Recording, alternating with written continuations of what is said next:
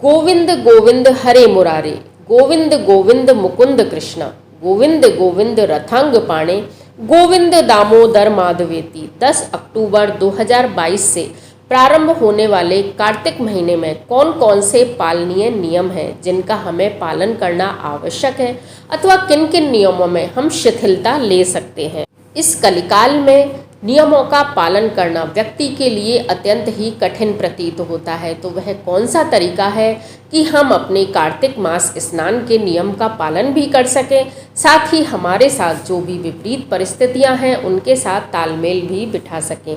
तो आइए आज हम जानते हैं कार्तिक मास में पालनीय नियमों का अत्यंत सरल तरीका, कि अत्यंत सरल भाव से हम कार्तिक मास के नियमों का पालन कर सकें, हमें दोष भी न लगे तथा हमारे प्रभु भी हम पर प्रसन्न हो सकें। तो व्रत करने वाले को उचित है कि वह सदा एक पहर रात बाकी रहते ही उठ जाए, यह शास्त्रों का नियम है। लेकिन इस समय हमें इसमें क्या शिथिलता लेनी है? तो 4 से 5:30 बजे तक का जो समय है, जो 1.5 घंटे का समय रहता है, वह कार्तिक के महीने में उत्तम स्नान के लिए शास्त्रों में बताया गया है। तो 5:30 बजे से पूर्व ही यदि आप स्नान कर लेते हैं तो वह एक श्रेष्ठ स्नान की श्रेणी में ही आता है। सुबह उठते ही प्रभु का स्मरण कर आप सर्वप्रथम स्नान के लिए जाने से पूर्व अपने नित्य कर्म से निवृत्त हो जाएं। उसके पश्चात यदि आप किसी जलाशय पर स्नान करने के लिए जाने वाले हैं तो एक पात्र में गौरज अर्थात गाय के खुर की मिट्टी, गंगा जल, आंवले का चूर्ण तथा तिल के चूर्ण का एक मिश्रण बना लें और स्नान से पूर्व अपने मस्तक पर और अपनी देह पर इसे उबटन की तरह धारण करें। यदि ये चारों वस्तुएं आपको नहीं मिल पाती हैं तो आप इनमें से किसी एक वस्तु को भी ग्रहण कर सकते हैं। स्नान से पूर्व उसे उबटन के समान अपनी देह पर लगा सकते हैं। यदि आप एक पुरुष हैं तो आपको अपने मस्तक से ही स्नान प्रारंभ करना है। यदि आप एक स्त्री हैं तो अपने मुख को धोकर दाहिने कंधे से स्नान का प्रारंभ करना है। स्नान करते समय यदि आप एक पुरुष हैं तो आप तेज बोलकर भी स्नान कर सकते हैं, मंत्रोच्चार के साथ स्नान कर सकते हैं। यदि आप एक स्त्री हैं तो मौन रहकर स्नान करना श्रेष्ठ रहता है। स्नान के पश्चात नित्य हल्के रंग के साफ धुले हुए वस्त्र ही आप धारण करें। मस्तक पर तिलक अवश्य धारण करें। अपने गुरुदेव, अपने इष्ट देव का स्मरण करते हुए यह समस्त प्रक्रिया चलनी चाहिए। यदि आप अपनी पूजा में कुछ बढ़ाना चाहते हैं, अर्थात अपनी नित्य की पूजा से अतिरिक्त कुछ पाठ इत्यादि करना चाहते हैं, तो भगवान जनार्दन के निमित्त विष्णु सहस्त्र नाम का पाठ, गोपाल सहस्त्र नाम का पाठ, गीता जी का पाठ, अन्य कोई भी स्वाध्याय हेतु आप कोई पुराण इत्यादि का श्रवण, पठन, मनन इत्यादि कर सकते हैं। इन दिनों यदि आप अपने किसी मंत्र को सिद्ध करना चाहते हैं तो उसके लिए भी यह अत्यंत ही श्रेष्ठ समय है। तुलसी जी, आंवला, पीपल इत्यादि के नीचे दीपदान करना इन दिनों अत्यंत श्रेष्ठ रहता है। यदि आप राई दामोदर की स्थापना अपने घर में करना चाहते हैं तो मिट्टी के राई दामोदर बनाकर उनकी विधिवत नित्य पूजा अर्चना करें, उनके समक्ष दीपदान करें। इसके अतिरिक्त यदि आप पथवारी भी रखना चाहते हैं तो 5 पत्थर लेकर उन्हें पथवारी का स्वरूप देकर आप राई दामोदर की प्रतिमा के सामने ही उन्हें स्थापित करें। पथवारी से जुड़ी हुई कथाओं का श्रवण करें। राई दामोदर की कथाओं का नित्य प्रभु के सामने बैठकर श्रवण करें, पठन करें, किसी को कहें अथवा सुनाएं।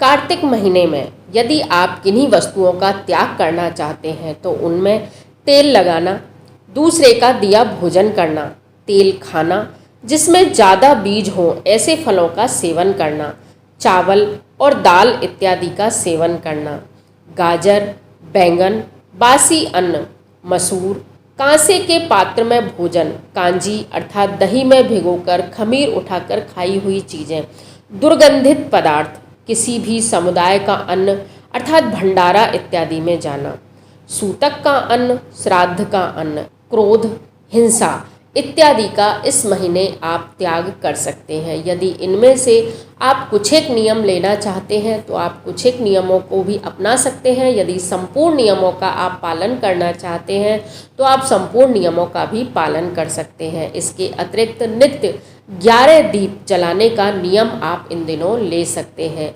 भूमि पर शयन करने से व्यक्ति के समस्त पाप नष्ट हो जाते हैं। तो यदि आप भूमि पर शयन करने का नियम लेना चाहते हैं तो वह भी आप ले सकते हैं। यदि मांस मदिरा का सेवन करने के आदी हैं उन्हें आप त्याग सकते हैं। ब्रह्मचर्य का पालन इन दिनों संपूर्ण मास में करना अनिवार्य रहता है। नित्य तुलसी, आंवले, पीपल इत्यादि की 1, 5, 11, 108 तक परिक्रमा करने का नियम भी आप ले सकते हैं। नित्य कुछ न कुछ दान करने का नियम भी आपके द्वारा लिया जा सकता है। नित्य 1, 5, 11, 21 तथा 108 दीप दान करने का नियम भी आप ले सकते हैं। यदि इस पूरे महीने पलाश की पत्तल में आप भोजन ग्रहण करते हैं तो ऐसा माना जाता है कि जितने दिन आपने पत्तल में भोजन किया है उतने ही जन्मों के पाप आपके नष्ट हो जाते हैं तथा आपके पितृदेव आप पर प्रसन्न होकर आपको सुख, शांति और समृद्धि प्रदान करते हैं। इस महीने में नित्य आकाश दीप रखने का नियम भी लिया जाता है। जो भी प्रातः स्नान करके अपने से एक हाथ ऊपर उठाकर यदि आकाश दीप का दान भगवान जनार्दन के निमित्त करता है तो भगवान जनार्दन उस पर अत्यंत प्रसन्न होते हैं। यूँ तो आकाश दीप का दान विष्णु मंदिर के कंगूरे पर अथवा आपके घर के कंगूरे पर अथवा घर की छत पर किया जाता है, लेकिन यदि परिस्थितियां अनुकूल नहीं हैं तो अपने से एक हाथ ऊपर उठकर इस आकाश दीप का दान किया जाता है। यह दीप दान करते समय यदि आप निम्न मंत्र पढ़ते हैं तो आपको अत्यंत ही आनंद की अनुभूति होती है तथा आकाश दीप दान करने का संपूर्ण फल प्राप्त होता है। दामोदराय विश्वाय विश्वरूप धराय च नमस्कृत्वा प्रदास्यामि व्योमदीपम हरिप्रियम।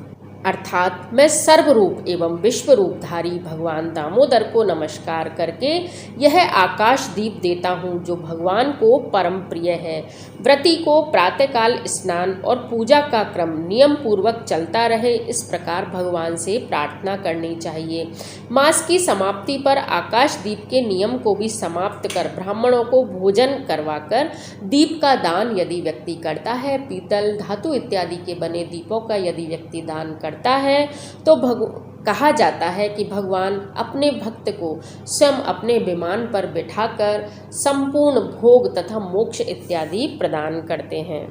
तो यह है कार्तिक मास में स्नान से संबंधी नियम। कार्तिक मास में स्नान के यूँ तो हजारों नियम हैं, व्यक्ति कितने ही कठिन तप इन दिनों कर सकता है, लेकिन कलिकाल को देखते हुए ये सामान्य वे नियम हैं जिनको यदि व्यक्ति पालन करता है तो व्यक्ति को संपूर्ण फल की प्राप्ति होती है। इन दिनों प्याज, सिंघाड़ा, बेर, राई, नशीली वस्तुएं तथा चिवड़ा जिसे कहा जाता है इन चीज़ों का भी त्याग करने का विधान आता है। कार्तिक व्रत करने वाला मनुष्य देवता, वेद, ब्राह्मण, गुरु, गौ, व्रती अर्थात व्रत करने वाले व्यक्ति की, स्त्री तथा महात्माओं की किसी भी हाल में निंदा न करे। कार्तिक महीने में यदि आपने तेल न लगाने का नियम लिया है तो नरक चतुर्दशी के दिन आप अवश्य ही तेल लगाएं। इस प्रकार की शिथिलता इस नियम में दी गई है।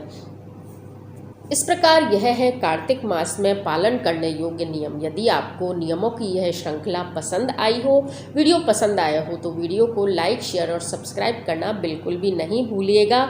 साथ ही कमेंट बॉक्स में जो मंत्र मैंने आपको सिखाया है उसको अवश्य ही लिखकर बोलिएगा, नहीं तो जय श्री कृष्णा बोलना तो बिल्कुल ही मत भूलिएगा।